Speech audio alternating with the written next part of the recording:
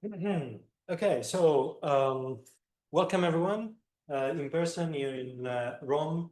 Actually, pretty close to the Colosseum. You can confirm. Pretty close. Pretty close to the Colosseum.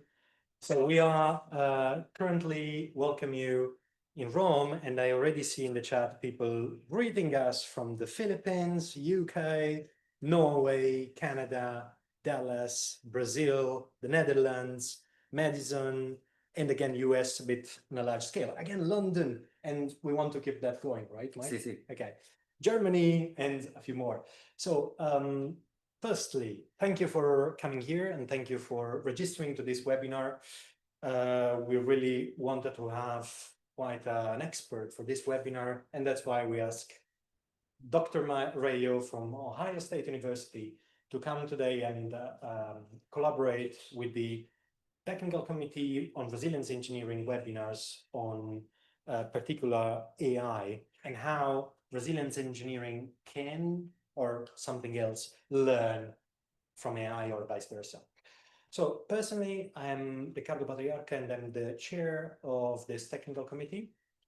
And together with my colleagues, Professor Silvina Do, Dr. Pretorius, and Dr. Ali Jansen, we are kind of bringing together experts from all over the world to discuss themes relevant from a resilience engineering perspective in various fields. Today, we are starting a new webinar, a new series of webinar. We already had the part one of this series last week will be available online in the IEA usual channels shortly, and this one as well. So we are recording as we speak, and we'll make it available online afterwards, overly available. So today we are trying to cover a few topics relevant from a resilience engineering perspective and AI perspective.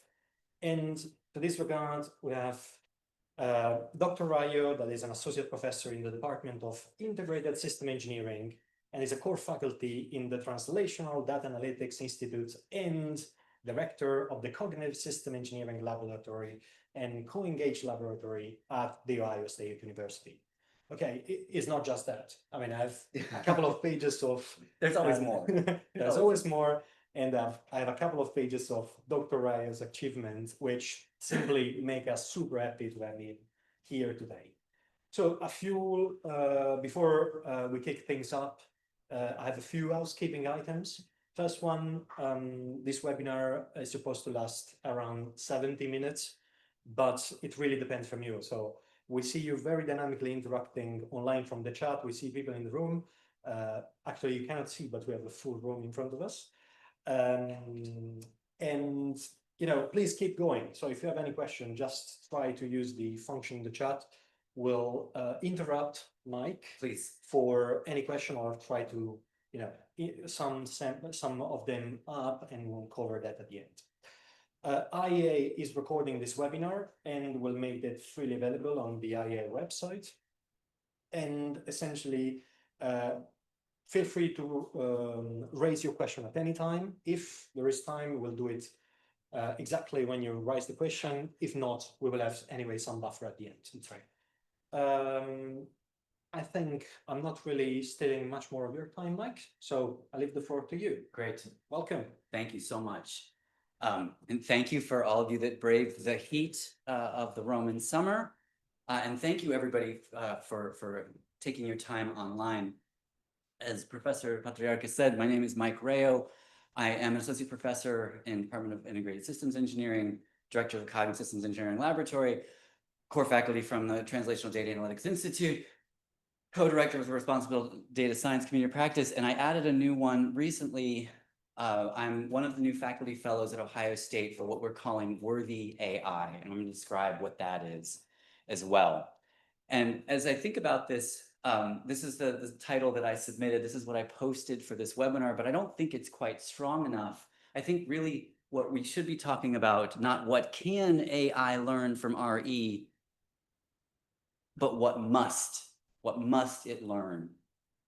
And I'm going to talk about what I mean for that as well. Again, as we've said before, please don't hesitate with your questions, both in the room and on the Zoom. And also, if you could do me a favor, some of you have already done this, thank you so much. If you have not put it in the chat where you're coming from, and we're just going to assume that everybody here comes from Rome, even if you don't. But please tell me where you're coming from. That's actually it's going to enter into the talk a little bit later, even though I'm not going to be able to catch all of that. So let's get moving. We're going to talk about this in 3 parts, and how, the pressures for AI. I think we are all feeling pressured in one way or another, at least I am, to work with, play with, utilize more, update my works, to include AI. Maybe you are as well. And what I truly believe is, if you're not right now, you will be. Part 2, the risks of AI, and part 3, designing for worthy AI. Now, something keeps breaking. And with this, what we're going to look, I got it. What we're going to look through is, with all of these, we want to look through the lenses of RE, of resilience engineering, so that we can help understand how it can start guiding us through the paths of all of these particular problems, or all these particular concepts. But as I said before, what I'm generating more and more of my efforts towards is worthy AI. And the question that we're asking at Ohio State right now, and we're going to be bringing folks together, and if you want to be a part of this, please let me know. Please put it in the chat. Please reach out to me. We are starting to think about, is your AI worthy? And we use that term very explicitly because we want to think about all the different ways, all of the different things that our AI has to do in order to be successful. So we're not asking, is AI worthy, to try to pick on it, to try to make fun of it, to try to knock it down. We're trying to understand, is your AI worthy so that it can succeed, so that it can sustain? So these are some of the things we're already thinking about with dimensions of worthiness.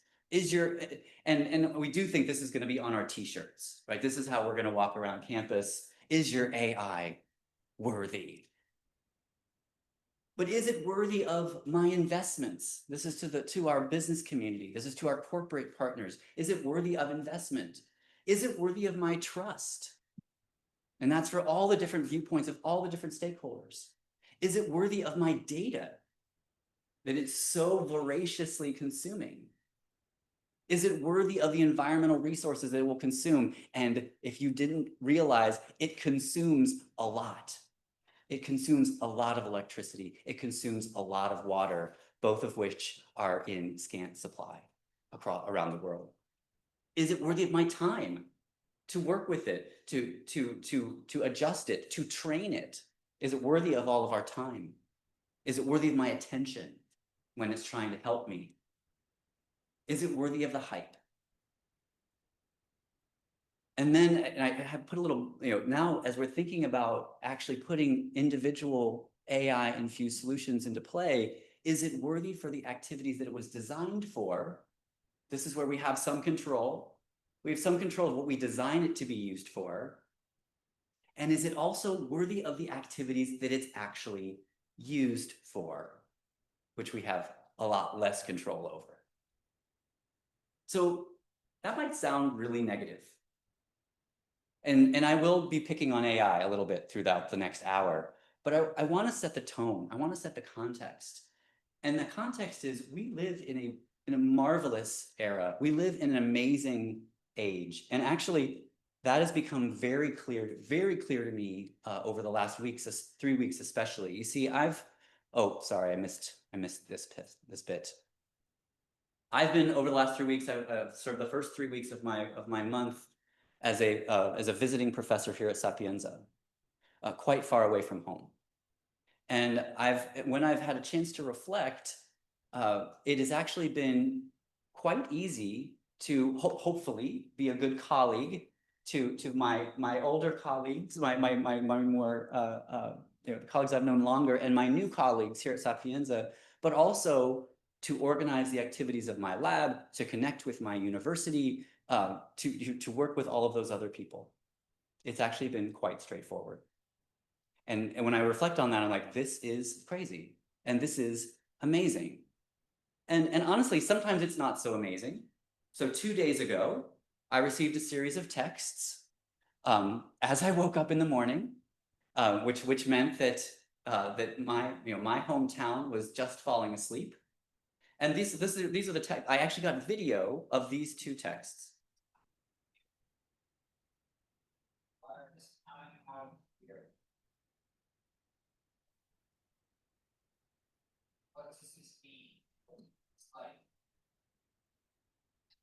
How do I fix this? And I'm hoping the sound came through. It doesn't really matter a whole lot, but this is this is part of my air conditioning for my house in Columbus, Ohio, in the United States of America. And it's broken. And we just found out how broken it was as I'm getting up in Italy. And I'm able to receive a real-time video and have that sent to me in real time and work with, happens to be I was working with my son, who is not an air conditioning expert, nor am I, to work through this. And not only were we able to see, I was able to see what was going on in here, but I was also able to see and work with him through the solution. This is a very temporary solution. Please don't judge. This is marvelous. But I think what is perhaps the most marvelous part is that as we're all looking at this in front of us, we're like, of course you can get these on your cell phone. Of course you can see this. Of course you can wake up to this. Of course you can be notified about this. Of course. We have an expectation at this point that the digital tools we use, they're just going to work. They're just going to work. Of course they're going to work. Of course this worked. And so then after this, my story continues, and so we figured out something was wrong. So now I'm sitting in, the rest of the day, I'm sitting in my office, and I'm staring out the window at a wall that is over 2,000 years old. At least. Over 2,000 years old. And I'm working with repairmen and service folks in Columbus, Ohio, sitting at that desk and setting up all of my appointments as if I'm sitting in my house, which is the right picture with all of my Ohio State regalia, by the way, as if I'm sitting there. And in fact, they thought I was sitting there. I then connected with my family. I connected with people to help. We got that fixed the next day as I'm sitting in this office, that office. This is marvelous. And yet it's every day. It's normal. It's expected. I'll give you another example. This is a little bit older. Hopefully you know about this site. So what's marvelous about this site is before this site existed, internet search was horrible. It was terrible. You could not search the internet. You expected to scroll pages and pages and pages because whatever you put in there, nothing good came of it. And Google came around and put this very simple web page together, and they were so cocky that their search was going to work, that they not only gave you this Google search button there on the left, but they gave you the I'm feeling lucky button. Who here has any idea what I'm talking about the I'm feeling lucky button? Folks online, you can play along. You can digitally raise your hand. They were so cocky that their search was going to work that if you hit the I'm feeling lucky button, it doesn't even give you a search result. It just takes you to the first page. And most times, almost all the time, it was right. And this was mind-blowing around 20 years ago. And it is meh, normal. Again, we just expect it to work. Now, by the way, how did I know? How could I possibly have known? Maybe I said it, maybe I didn't. But again, I now know that my house is 7,558 kilometers from this spot in the center of Rome. How do you think I knew that? I write a very long, I got one vote for a very long tape measure. I'm giving you a huge hint on the screen right now. Of course.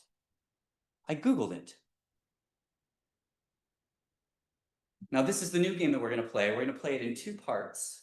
We're going to play Where's Waldo? And we're going to play the Would You Bet Your Life on It, Where's Waldo game. I want you all to take a look at this screen because it's marvelous. What this screen is doing is I typed in, you can see what I typed in. I typed in distance from Rome to Columbus, Ohio. And it said, and then I hit enter. And by the way, I'm on a Google search. Does it show me web pages? It shows me the answer to what it thinks is a question. And it gives me the answer of 7,558 kilometers. And not only that, so that is one of Google's tricks. That's one of Google's bots. That's one of Google's algorithms, which is maybe the same, maybe different than the one just below it, which I know is Google Gemini, which we'll talk about a little bit more in a second as well. Google Gemini goes further. It tells me more.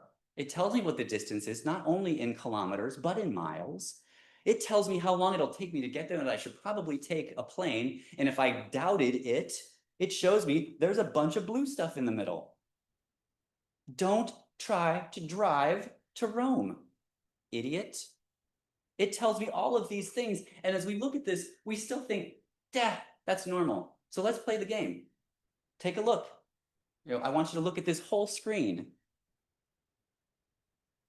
Would you bet your life that Columbus is 7,558 miles from Rome? Kilometers. Thank you. Thank you. Kilometers from Rome. Who would bet? And by the way, for all of you who are like, why is there this QR code here? That's actually an extended version of how I think you should answer that question about betting your life on AI or not. There'll be a couple of those as we move forward. So that's a talk where I gave specifically on betting your life on AI. So in the room, who's going to bet their life that 7,558 kilometers, Columbus to Rome? Yeah, you have two online. Ready to bet your life. Who is not going to bet their life that it's 7,558 kilometers from Columbus to Rome? We've got a couple other folks. Okay, one here as well. So I'm going to go back. 7,558 kilometers. What does Gemini say? 7,641. What? Now, why didn't Gemini just look like, hey, buddy, up higher? How many kilometers is it? We'll answer that in a second as well. So I hope you didn't bet your life, because Google can't even agree with Google about this. Still marvelous, but there are shortcomings. There are vulnerabilities here.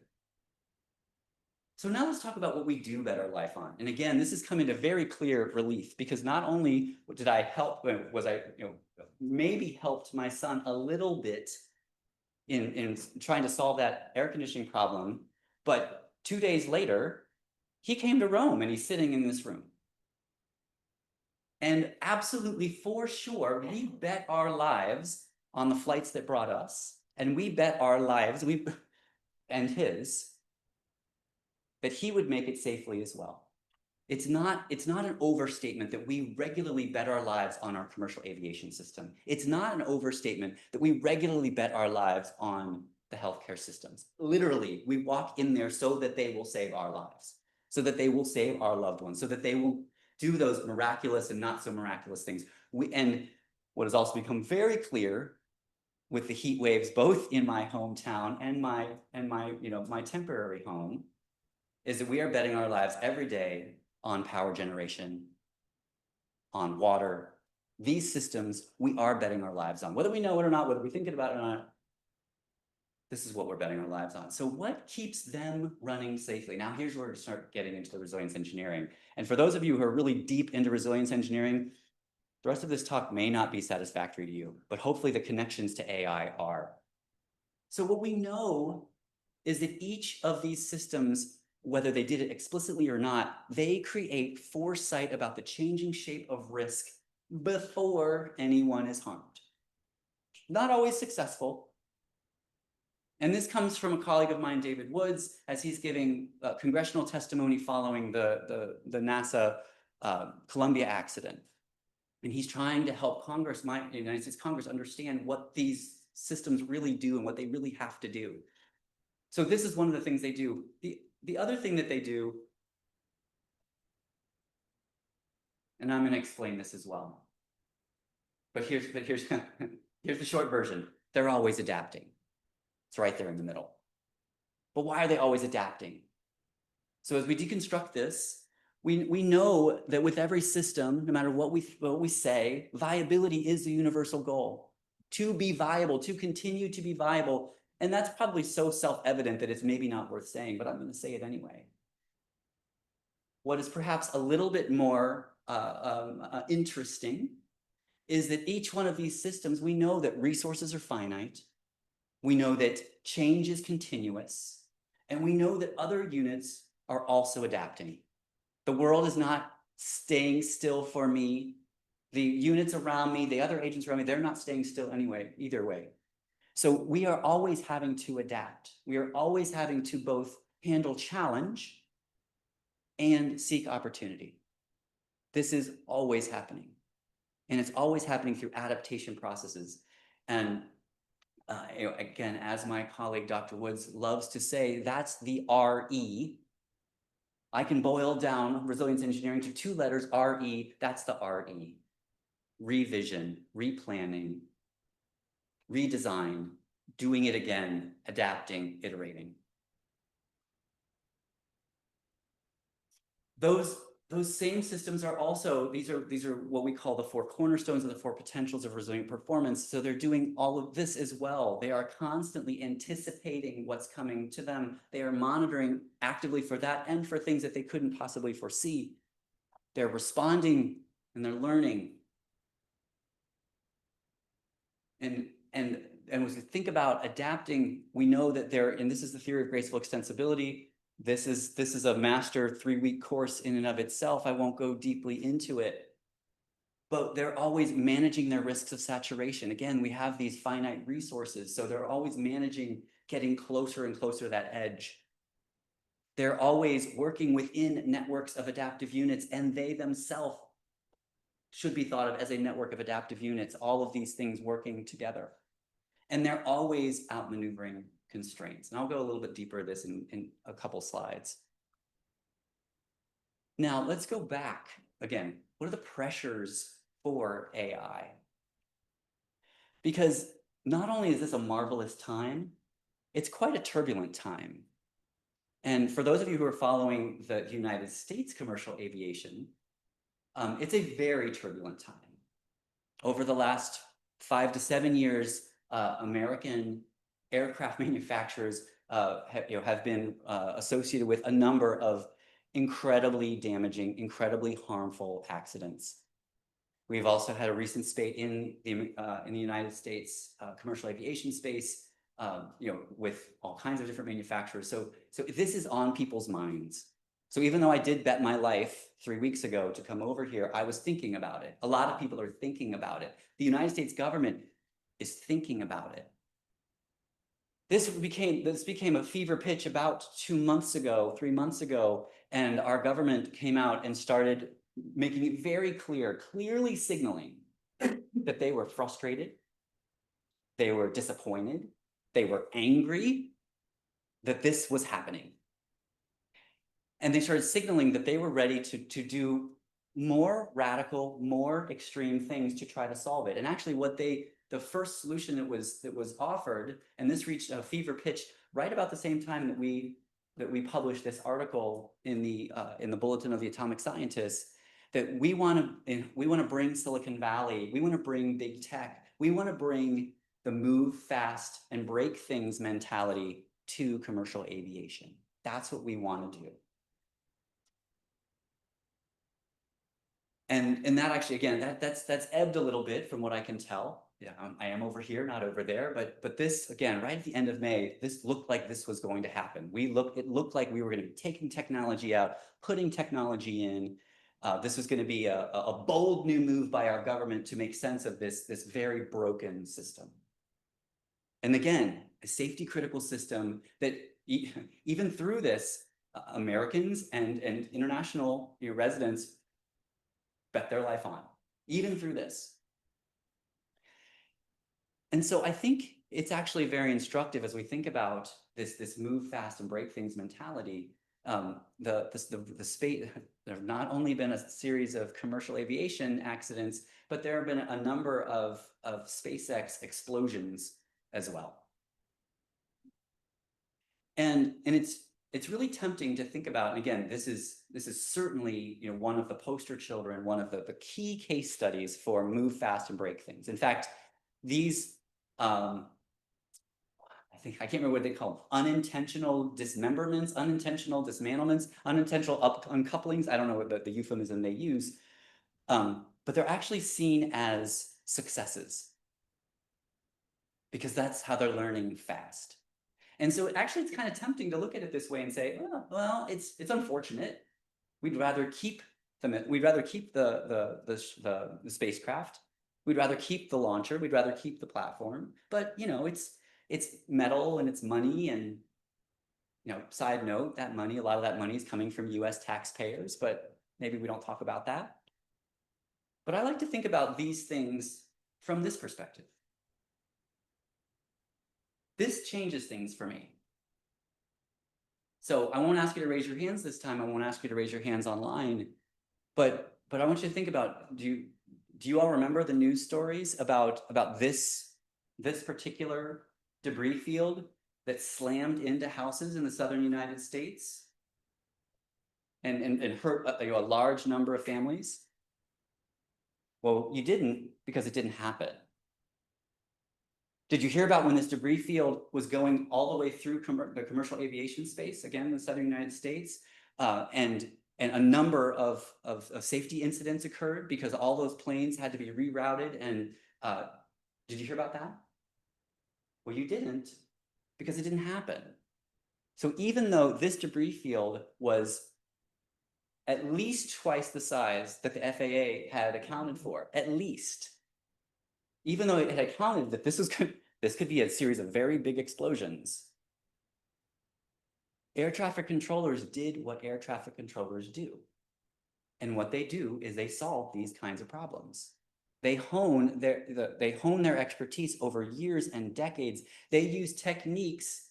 They've never seen this before. They've never seen an explosion this big do this kind of thing. They've never had to reroute because there's a bunch of fire in the sky. But they used variants of what they had known before to solve this problem, to address this very quietly. Very quietly. In fact, we had to dig with the folks that we knew in the FAA to figure out what they did. That's how safety critical systems work. They also, those same air traffic controllers, they were working with the dispatchers, they were working with the pilots, they were working, so yes, lots of routes had to be changed. And I don't know if they had to be changed. I'm assuming someone had to be changed en route as well. But we never heard about it because that's how safety critical systems work. Safety critical systems do not work by dismantling them and delegating all of that to AI. That's not how they work. And that working together, so I talked about the RE of resilience engineering, that joint activity, that working together, which we talked quite a bit about last week, that's the CO of the core of resilience engineering. And that's what we're going to focus on with AI, is how does it participate? How does it contribute to that joint activity? Said another way, how often is AI a team player? And how often is AI explicitly designed to be a team player? Now, I'm seeing lots of chat things pop up, so I'm assuming that either Dr. Patriarca or Antonio is going to tell me when something is so earth-shattering that I need to stop paying attention to these and I start needing to pay attention here. So please interrupt me. Thank you so much. So again, what is it to design AI to be a team player? And what we know again, from our 30 years of observations in all of these different systems, not only, not only these safety critical systems, but other systems as well, what we know is when we design for solo AI performance, when we design it by itself, failure will be brittle. And by brittle means if it's stretched a little bit here, if it's stretched a little bit there, it breaks. We know it has always happened that way, and we have to assume that it will happen that way in the future as well. Designing for joint human AI activity allows us for failure to be graceful. So maybe it doesn't, I'll think about silly putty. Maybe it doesn't break, maybe it stretches a little bit, and then maybe, if you don't attend to it, then eventually maybe it, like taffy, maybe at some point it does break. But honestly, if we are designing effectively, it won't fail at all, even if it's stretched, even if the debris field is twice, 3 times, 5 times as big as it was thought to be with conservative estimates. Even then, performance will gracefully extend. But you have to design for jointness. You have to design for togetherness. You can't depend on any one of these actors, AI or human, to go it alone. So what we're going to talk about is what are the aspects of AI that might make it a good team player, maybe, and what are aspects of AI that make it very much not a good team player. So again, if you don't believe me yet, let's throw some more some more theory at you. What we know, and I'll go through these very quickly, and we went through these last week. We know that all units, all things in the universe risk saturation. No single unit can manage that. Only through togetherness can you get through those challenges.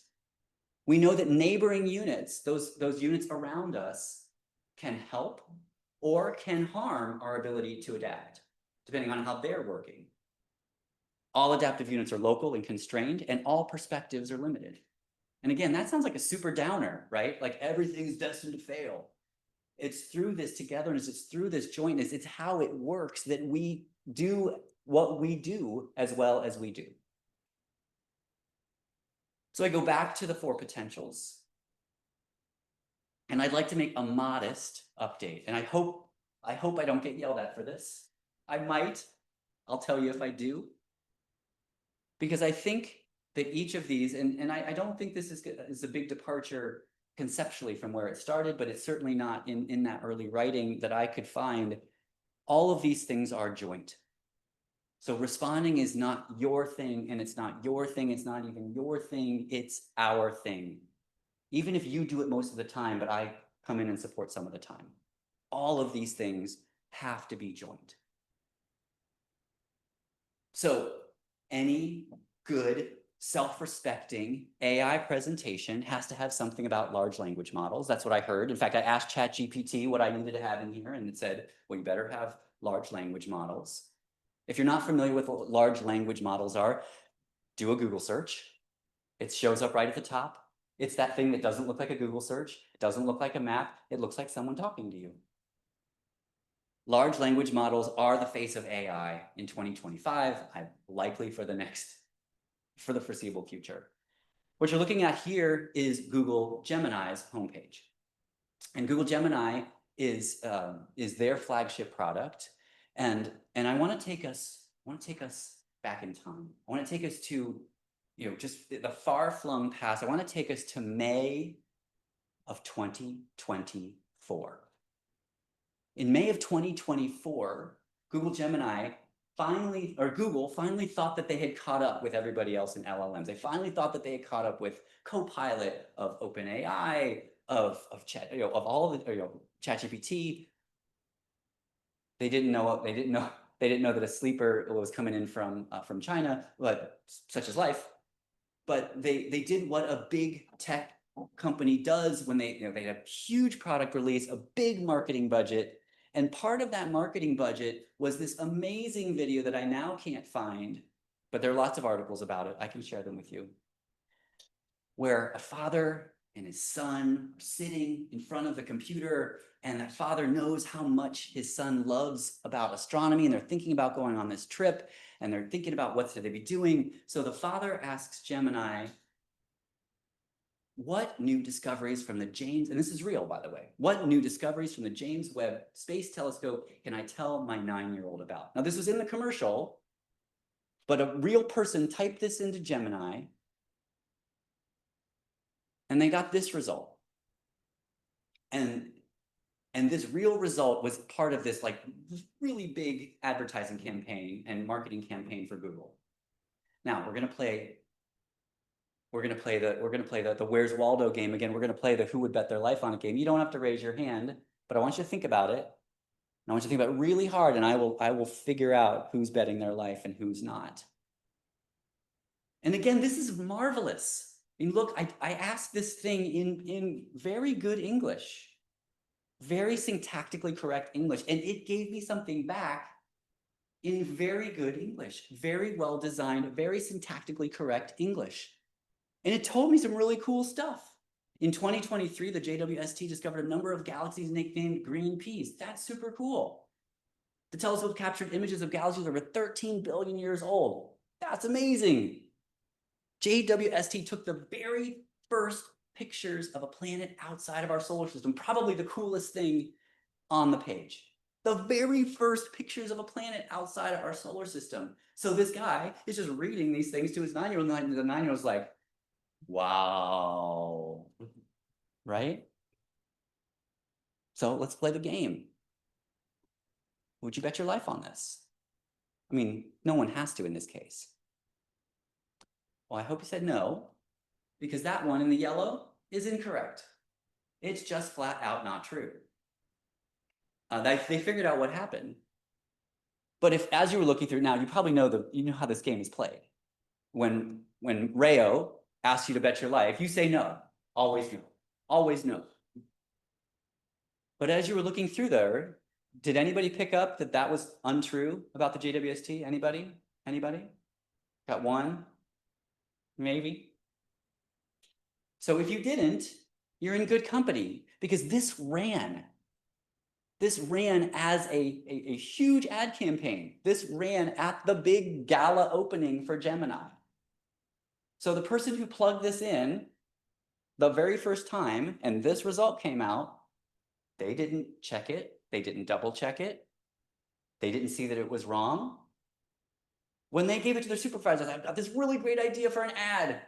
They didn't check it. They didn't double check it. They didn't do any investigation. We went up to the head of marketing. You go to the top of the company, whoever was standing in front of this big screen with the big blue carpets and the, everything around them. Nobody saw this. It ended up being a very brief, but very big black eye for Google and for Alphabet, the parent company. Stock price dropped. Don't worry about them. It came back up. This was a big deal. Nobody saw it. Nobody looked even further. And ironically, all they would have had to do to figure it out is to Google it. That's all they would have had to do. Google it. But they didn't. And I think this isn't them being lazy. Obviously, they wanted to get this right. This was $1 million effort to get right, $1 billion effort to get right. And they have recovered. But what we know about current large language models, they're not just not designed for joint activity. Their main attraction, the main reason we use it, or I think the main reason we use it, the fact that it creates such good looking answers actually inhibits joint activity. It looks so good. It looks so done. And we've actually seen, there's a recent study from MIT that adds more evidence that further use with these LLMs actually attenuates it more, diminishes it more. And the problem is that in the history of the written word,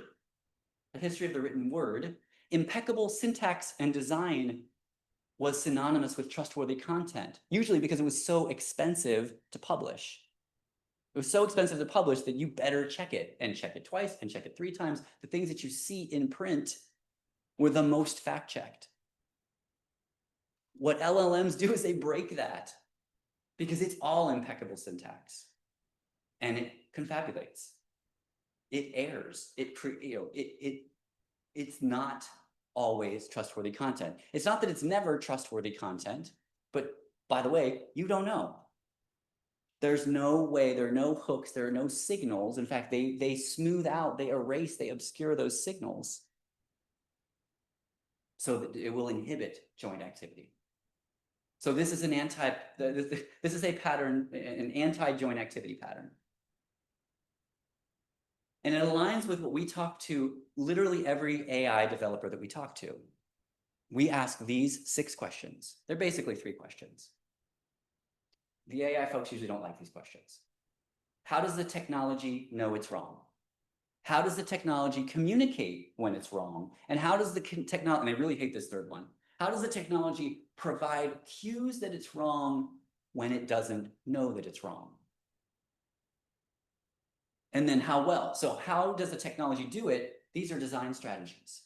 So what are your design strategies to do this? And how well does it do it? It's how are you testing for that? So tell me. And I usually don't get, I usually just get very sour faces.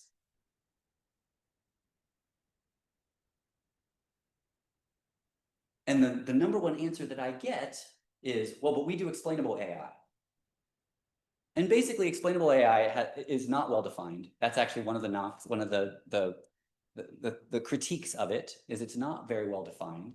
But it's basically, I have an explanation. I have some algorithm that its sole function is to explain this other algorithm.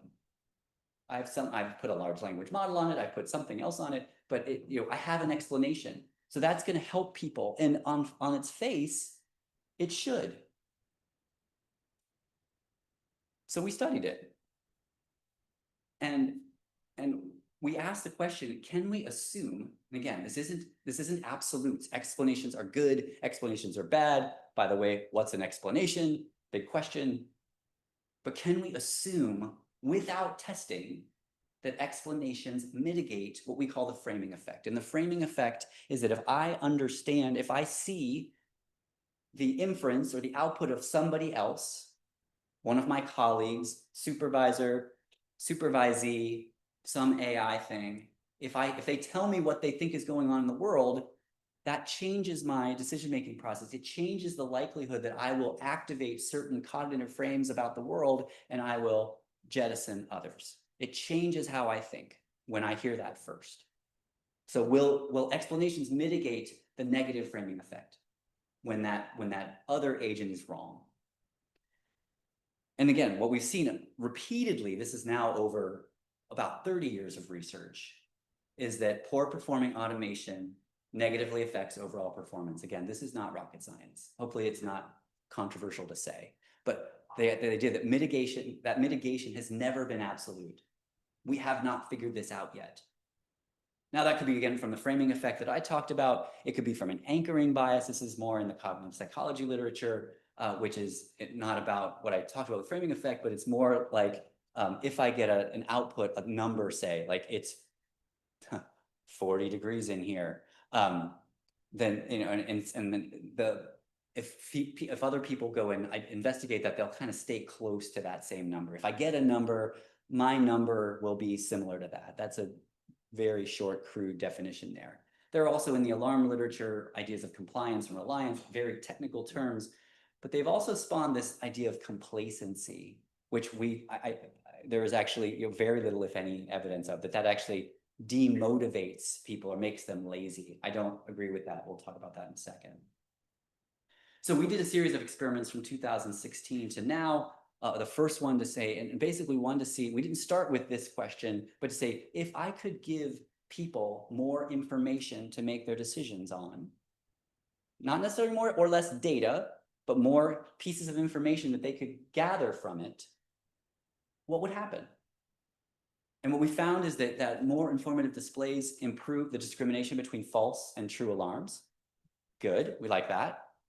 We found that informative displays improve the discrimination between urgent and non-urgent patients. They helped nurses to go from less urgent patients to more urgent patients, to be able to discriminate between the two of them. Again, good stuff.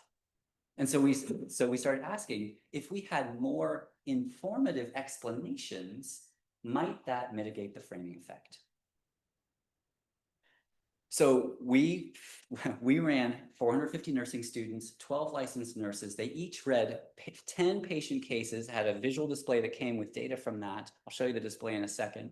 We had an AI algorithm that was trained on, I think, 3,000 different patients across 9 months. I always get that number wrong, but it was a lot. We had 4 different experimental conditions. I'll explain those. And our hypothesis was how would each of these different conditions, including the ones with explanations, how might they mitigate the framing effect? And we're very excited, again, spoiler alert, we're very excited about this research. It was recently published in a Nature partner journal. We're excited to get out of, we like publishing in safety, we like publishing in human factors, we like all those things. We like publishing in IEEE, but Nature is special, and it's going to reach a number of people that wouldn't ordinarily read it. So we're very excited about this. But anyway, the explanation, hypothesis, will explanations mitigate the negative framing effect? We thought that it would. That's our hypothesis. Here are the different experimental conditions. The first one in the upper left, that's up here. This is what we're thinking about as kind of our control or baseline. No AI present.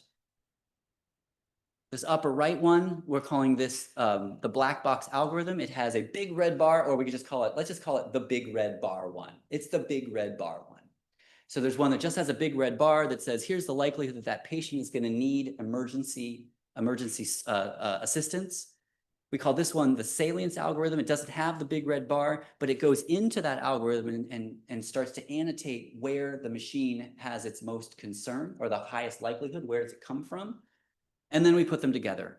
Big red bar plus annotations. So no AI, big red bar, annotations, big red bar plus annotations.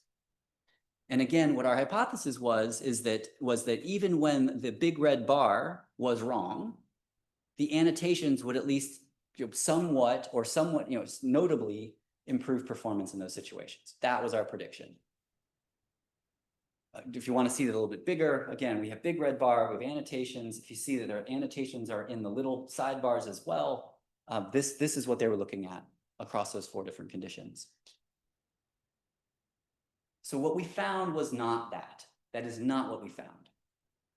So just to orient you to what you're looking at here, that control condition, that baseline condition, we normalized all of the performance for all of the other conditions relative to that. So that is represented by the dotted line. So that's the 0%, because it can't be any better or worse than itself, right? So that's the baseline. No AI, that's my baseline.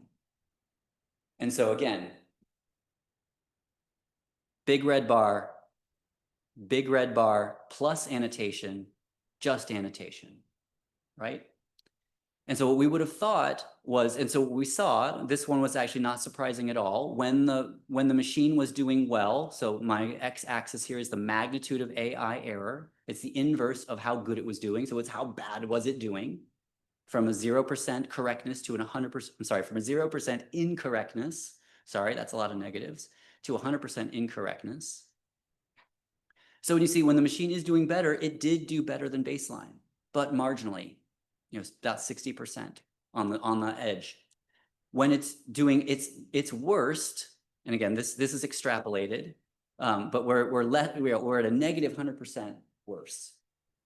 And that's just the big red bar. So we thought, well, when I put the explanation, when I put the annotations on it, hopefully that will blunt this effect. But as you can see, these look almost identical. The first 2 columns look almost identical.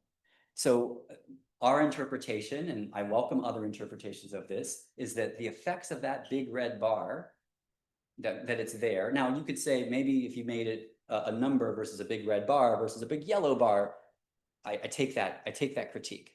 That maybe something would have been different. We didn't know. We ran the experiment. But you see, they're virtually identical. So any effect that but you see when you take the big red bar away, but you still have we still have some problems over here, but they're not that notable. And but on the other side, the benefits are not nearly as pronounced. So from these, our 3 big takeaways were: 1, you have to evaluate the joint system, because we would have never known that these different dynamics existed across 3 different designs, because the algorithm in each of these 3, even though it wasn't present in the baseline, in each of these 3, the algorithm is exactly the same. So any bench testing you did would not have, we would have said, oh, these must do exactly the same, but they don't. Second, you have to evaluate the full range of AI algorithm performance. Third, and this is maybe the one that's going to get us in trouble, is explainable AI cannot be assumed to mitigate the negative effects of poor algorithm performance. It's not necessarily going to come to the rescue. It might, but don't bet your life on it. And fourth, the performance degradation is not due to reduced motivation, not in this case. You can't assume it just because, people got lulled into some kind of laziness. We can get into the details of that if you'd like. If I boil all of that up, and this is in an article that we are just about to publish in AI Frontiers, we need to treat every AI-infused tool as a potential double-edged sword, right? Good stuff over here, bad stuff over here, as a potential double-edged sword until you know exactly how it behaves in real-world hands. You can't guess. You shouldn't bet your life on it. You shouldn't bet your system's life on it. You have to go test. So here's where we're going. I'll try to do this quickly because I do want some time for as people want to ask questions. Where we're going, we're calling all the things we're wrapping into how to create worthy AI. We're calling that joint activity design.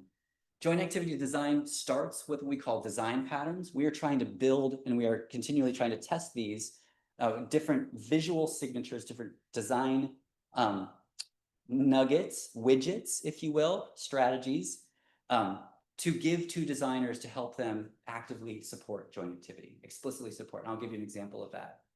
We've created a set of JAD heuristics, joint activity design heuristics, or rules of thumb that both the designers can use, but also a set of analysts can use to evaluate those way before they go into production, way before they even fully get developed. They can do these things early on in the process.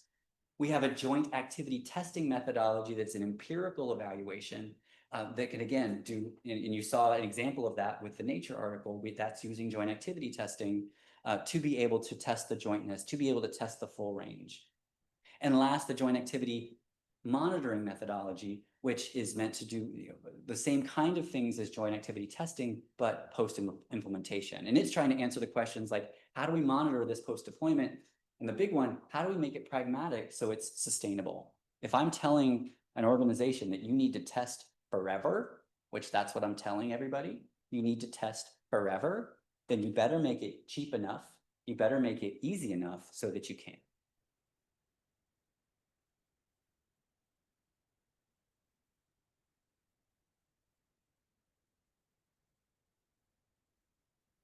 And we are real broken. And I fixed it. So very quickly, this is one of the design patterns. We call this pattern situated interpretation and data displays. And the idea is that you are visually situating a series of interpretations. This is how the machine is interpreting that patient. These annotations are how the machine is interpreting that patient, but we're keeping that real close on the same frames of reference as the more raw or less processed data. So these we would call these low assertiveness data displays, no inference, with more high assertiveness. It's actually creating inferences, or much more assertive, much more confident assertiveness displays here. So as we put them together, that's where we saw the benefits we saw in those previous studies. As we get into joint activity design heuristics, we've patterned these after usability heuristics, but they are coming from a different place. I'll talk about that in a second. If you want to learn more about these, you can hit the QR code here. And basically they're focused around, and I'm going to go around what we call the macrocognitive functions. I'll get back to that in just a second. And then our joint activity testing, what we're trying to do is, again, we're trying to think of performance always in the context of challenge. And you can see that in the graphs that I showed before, where I want to see performance relative to how incorrect the AI was. But there are other kinds of challenge we can use as well. So the quick steps with joint activity testing are, we plot a series of performance measures versus a series of challenge measures. We try to test a really wide range of challenge. We talked about why we do that. We plot our data. So this is an example of the raw data. We start to process that data. We start to, find means, medians, central tendencies. We're going to create to fit a model of performance. There are a number of different models of performance that we're using. This one is using a sigmoid or a sigmoid-like curve to model that performance. And then we start comparing different systems. How are costs and benefits distributed? How does performance decline as challenge increases? Are we seeing more brittle, like the orange, more brittle performance, potentially, or are we seeing more extensible performance? And where this is really helping folks, and this is an example, I'm keeping it a little bit vague to protect confidentiality. But in this case, a new technology tool, Tool B, was being tested. And in normal cases, and that's the whole left side of this graph, it greatly outpaced the alternative. Much better performance, like a 2x performance. But that we saw in our testing that as the world got more challenging, it actually exhibited worse performance than the baseline. Worse performance than if the AI wasn't present at all. And that was absolutely not acceptable to the folks in this organization. So they saw this, and if it would have been a more typical evaluation, they would have only seen the left side of this graph. But they got to see all of this and say, one, we're going to invest more in this process, which we're like, that's great news. But also they invested in another round of R&D for the technology because they did need to bet lives on this. And this graph, this pattern was unacceptable to them. Sometimes this is acceptable, but just this little bit of performance decrement at the end, not acceptable. So I'm just gonna have this up and talk about it a little bit. What we're advocating for is and joint activity monitoring can do this, but in general, we want to be thinking about the kind of more typical design processes where we're planning to deploy. We have hypotheses that are relative to resilience engineering, and we deploy. But also we need this back propagating cycle so that we're continually monitoring what's going on, and that's also feeding. Now we could have maybe done this cycle around the bottom, but we did it this way. So we're moving back, and we're doing, we're continuously updating our hypotheses, our assumptions. We're actively looking for, is the world changing? Is the technology changing? And do we need to be rethinking, this outer cycle about how we're planning to deploy, how reliable, robust, and resilient are we making the system? And I'll just really quickly, for those folks out there that are dyed-in-the-wool human-centered design folks, isn't this just human-centered design under a fancy new title? I don't think so. In fact, I don't think so because, and this is where we get into tools and methods and methodologies and expertise. I'm not saying that folks that do human-centered design don't do this stuff that I'm talking about, but frankly, the tools were not designed for it. When those tools were designed, the world was really about what I call, the 1/3 of this cycle. So the cycle of where I detect things in the world, I interpret the signals that I'm seeing, and then I act on them. I would suggest that user-centered design is really, that it's not wholly focused on there, but it's effectively focused on, if I already know what I need to do, I need to push this button, I need to start this process, I need to buy this set of jeans, I need to do this thing. Usability, human-centered, really focus on those things.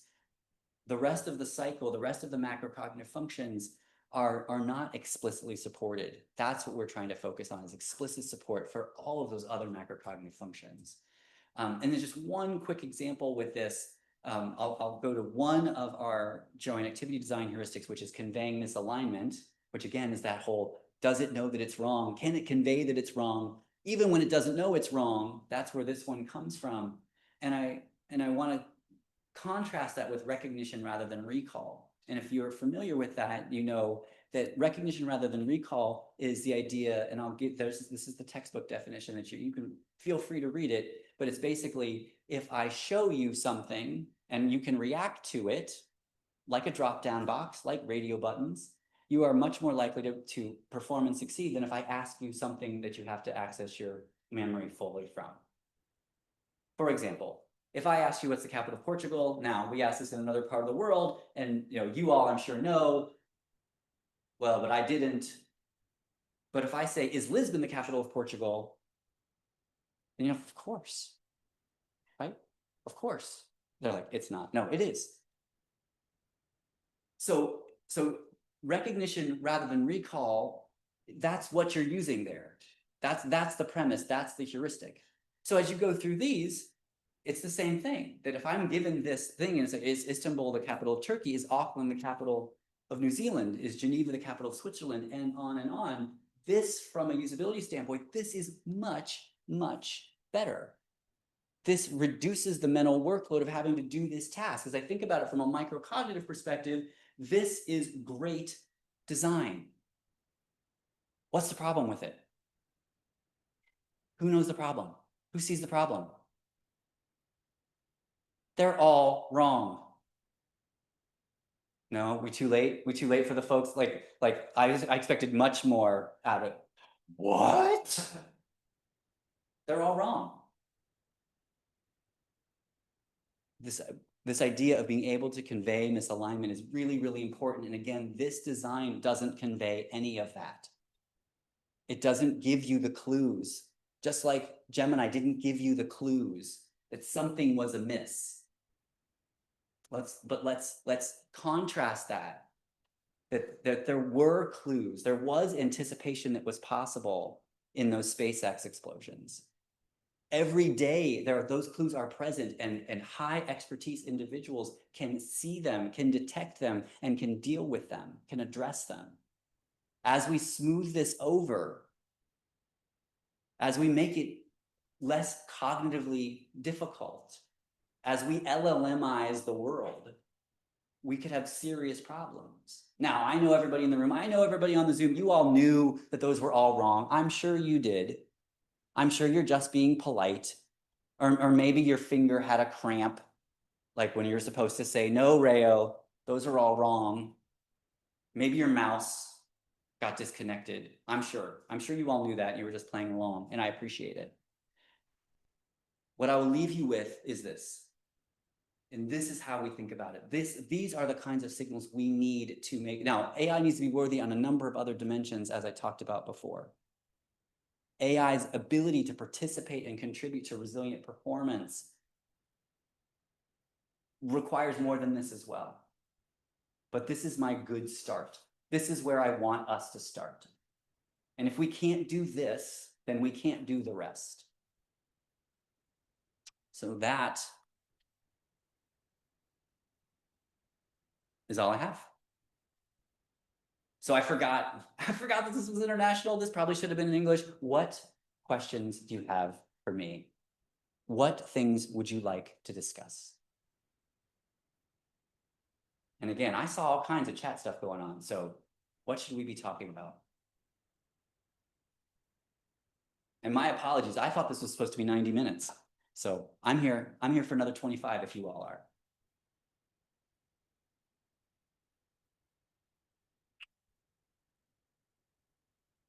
Couple from the chat. Great. I'll just read that through. So sure. When you were talking about worthy AI, we have Bernadette Corsain, I think, sorry for butchering your name, but she was looking for, like, is my AI worthy of aiding my learners to learn? So like another, I think that's also further up the dimension. So what is your take on that? Absolutely. So I would say, so the question was, may I add, is my AI worthy of helping my learners learn? Absolutely. I don't have a pen on me, but yes, we should learn that. And Bernadette, if you would like to be part of the Worthy AI work, I would love to work with you as well. I think that's very important. And I think it's going to go into those bottom two bullets that I had, which are all of the different, like there are a number of different tasks, a number of different activities that AI is going to be asked to support. And each of those is going to have a different set of criteria for answering the question, is it worthy of doing that thing? Is it worthy of doing what we designed it to do? And is it worthy of what people are actually using for it? And I think learning is a really great example because, and I don't know I'm not a chat GPT designer. I've never worked for OpenAI. I've never worked for Google. I didn't design these things, but I cannot imagine that they designed those products to do or to be used in all of the ways that all of the students around the country right now are using it. And in some ways, that's a measure of success. This is one of those technologies that has fluoresced. It's everywhere. It's everywhere. I do believe that it is helping students learn in certain cases. And I think that has a lot to do with how the students are choosing to use it. I think it has to do with how the teachers are incorporating it. But it's not just about learning, but it's also what parts of learning or what parts of work that it's being asked, that's being intended to do and actually done. And again, what is actually happening out there, I don't think anybody really knows. I certainly don't. And we have quite a few instructors in the room. Unless you are way smarter than me, I hope that you don't think that you do either. But that's a great one. Thank you. Yeah, we have 3 more so far, so I'll go through question number 2 by Mathieu Roland. So it's kind of a comment, and there's things that probably have already somehow answered this question, but let's make it explicit here. So Mathieu is pointing in the fact that explainable AI creates an additional and very significant design, at least, challenge. Maybe it creates the issue of whether the benefit is in the presence of explanation, like annotation, or the design of what it is provides. So I agree. I agree with Mathieu. So I didn't put it in this presentation, but our interpretation, well, the interpretation that we're using to drive the research in our lab is that explanation, as it's being used right now, is part of a bigger architecture called an expert system architecture. And what an expert system architecture is, and this is not new, we had this in the first AI gold rush. So I've heard. That was not my time. I promise. That expert system architecture is the machine does a bunch of stuff. The machine tells you about that bunch of stuff that it did, and then the human is meant to be the arbiter about whether it was good stuff or not. And XAI tends to be a wrinkle in that architecture. It's actually a really bad joint activity architecture. And we know that because of all of the human research, all the people research, all the social research, all the work research we've been doing. We know that this actually happens in training and learning systems in healthcare at the very least, I think across multiple industries, that when your trainee gives you their assessment first, like on the job, like we're talking about like residencies, like actual in-process work, which is also training, then that, again, that's the framing effect. And this is endemic in this architecture. So Mathieu, you're absolutely right. There are bits about visual design. There are bits about joint activity design. There are bits about joint activity architecture design. All are critically important. And we don't have enough people to study them. So I can't, so please, again, write me back. Let's do this together. I'll jump to like a very recent question, but I think clearly related to what you just said. And so Matthias, thank you for your reply, by the way. You're welcome, Mathieu. Welcome, and thanks for joining today. So Gary paper is awesome. Is not able to find the JAD heuristics paper because it's not there yet, right? It's not the review. It's the JAD heuristics paper. So everybody go call your reviewer for IEEE Human and Machine Systems, or if you somehow have a secret way to go be an extra reviewer, please go do. I'm only saying I didn't say that officially, although you're recording it, so I guess I'm going to get in trouble for that. But yes, that one is it. There is another version of it. There's lots of bits and pieces of all of these things. and there are early versions of it that we can send out, and we probably should. And I'm happy to do that through IEA. But the one that reflects what I just said is in the process of being is in process right now, and we are hopeful that it gets out of that process really soon. Yeah. So I just provide to Jarek and anyone in the chat the link to your. Sure. There's another one which is called, I think it's like HTTP human-machine.team. I think gives another version. Yeah.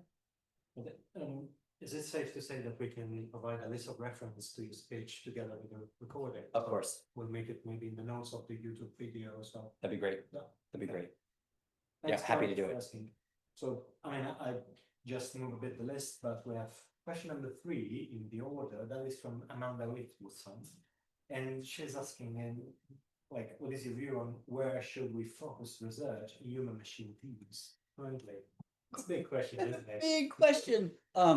So interestingly enough, there's yet another thing that is both going through a public release process for our final report and through the scholarly review process and a publication.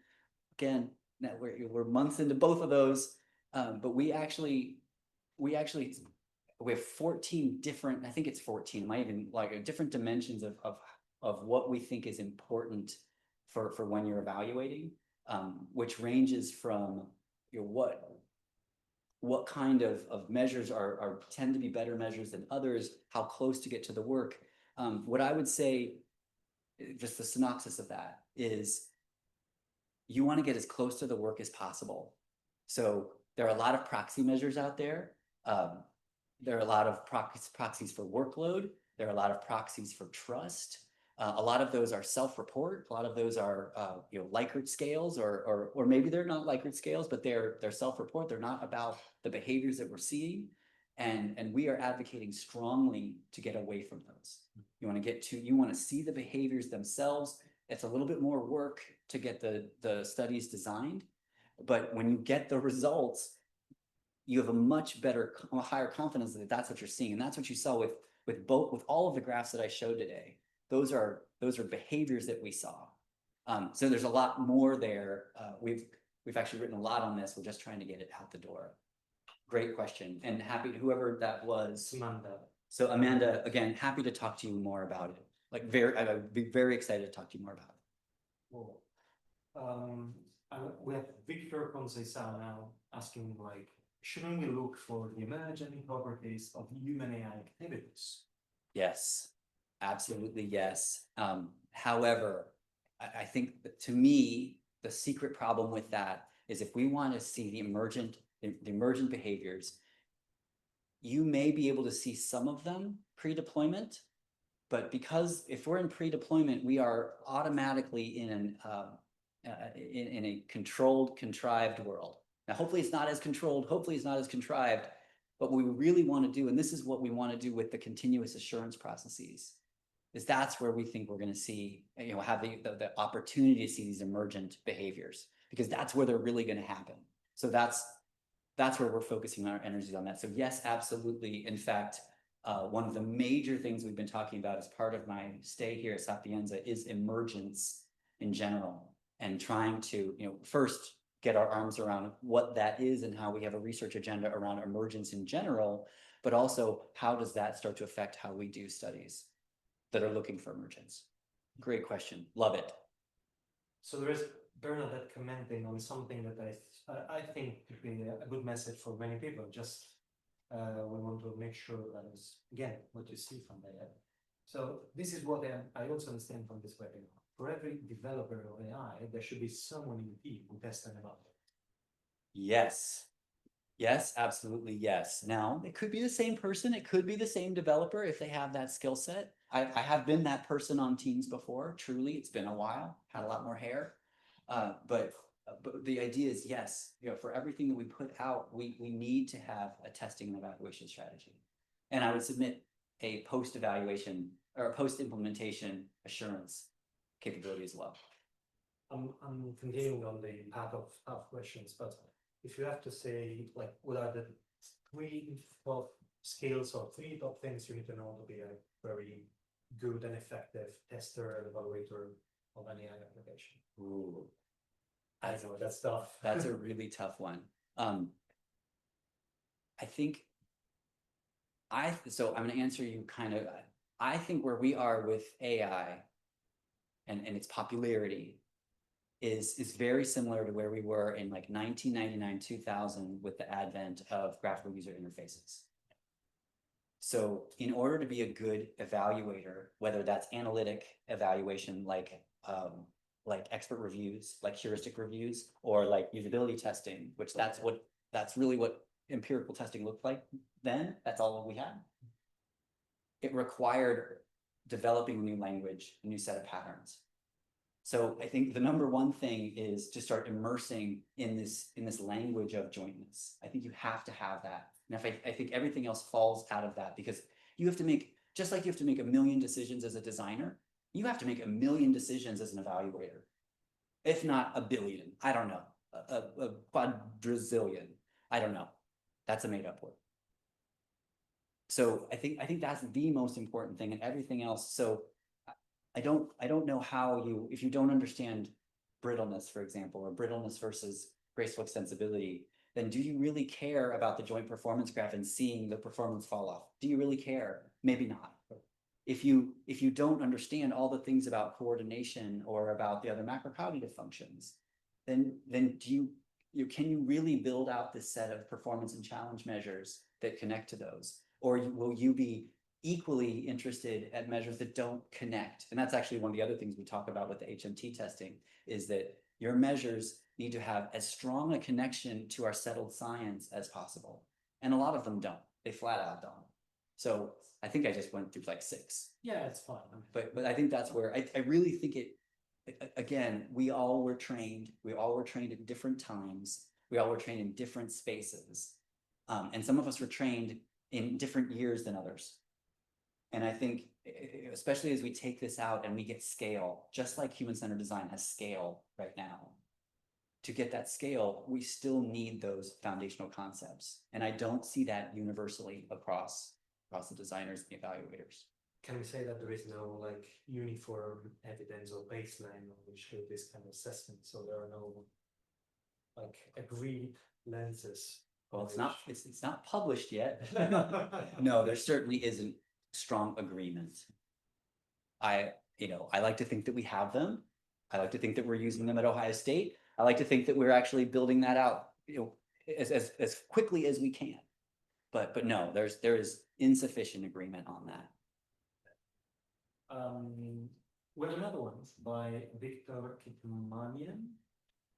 Can risk characterization be incorporated, such as a situated conversation in a UI, likelihood and consequences of an incorrect AI output, to add trust and focus scrutiny in GAD?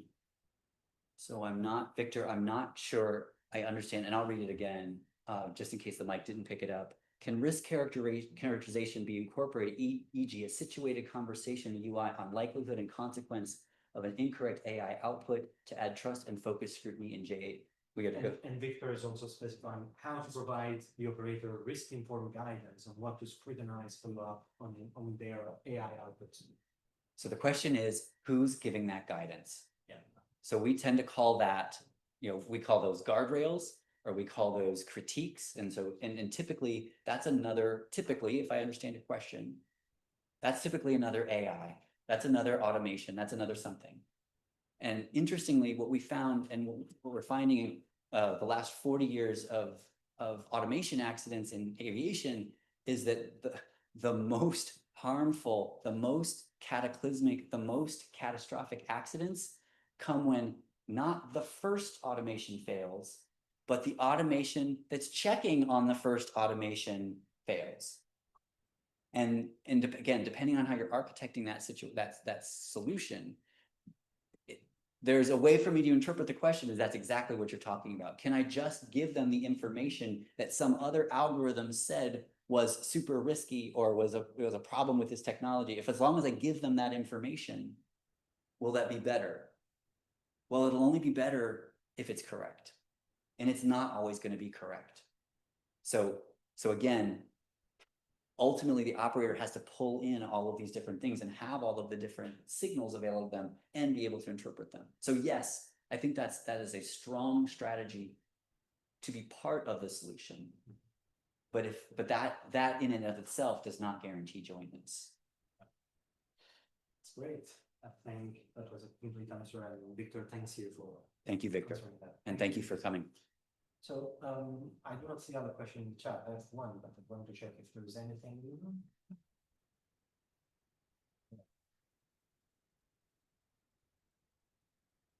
Very good.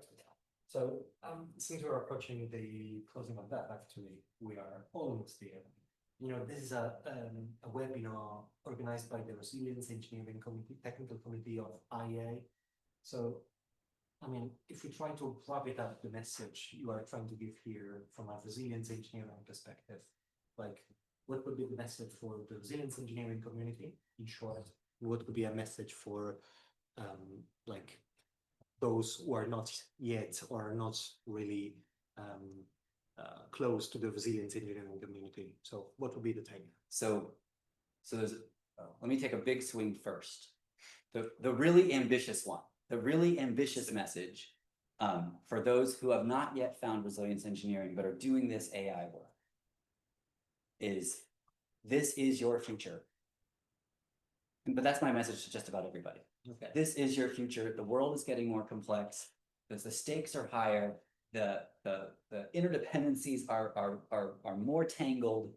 And your solution is playing a role in that and is playing a part of that. That's the big swing. Here's a slightly more modest one. And this is actually, now to the RE folks, the resilience engineering folks, you have a voice in this. And your voice will be much more focused and much more impactful if you dig in there and understand more about how these technologies work. And by the way, I have colleagues who don't want to hear that. Don't want to hear it at all. They don't want to work with any of the large language models. They want to be as far away from it as possible. And I understand that completely. But I think the future is just like the future of when different digital technologies have come out, when different electromechanical technologies have come out, the more we understand the things we're working with, the better we can assist. So to my RE colleagues, the more you know about this, the more you get into it, the more you learn about it, the better and bigger your voice is going to be. And then finally, for those AI folks, this is my modest one, for the AI folks who don't know RE yet, there's lots there. Again, refer to number one. There's lots there. Where I want everybody to focus, and actually this is for the RE folks as well, because I think there are a lot of resilience engineering folks that focus on the adaptive part. They focus on the RE, they focus on the redesign, they focus on that side.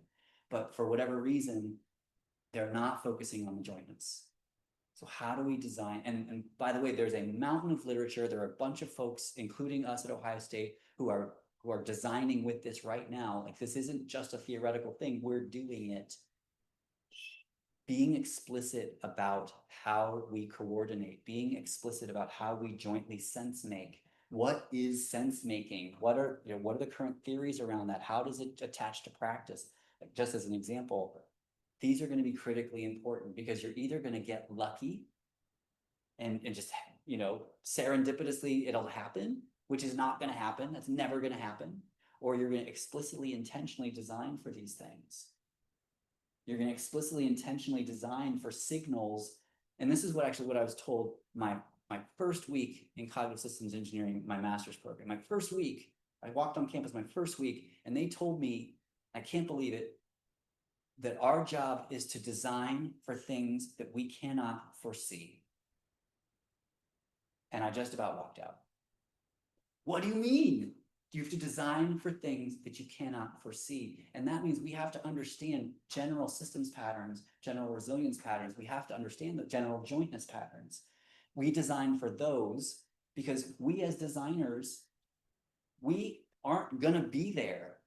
We aren't, the people that designed the tools that the ATCOs used, the air traffic controllers used to deal with that debris field, those designers for those tools weren't there.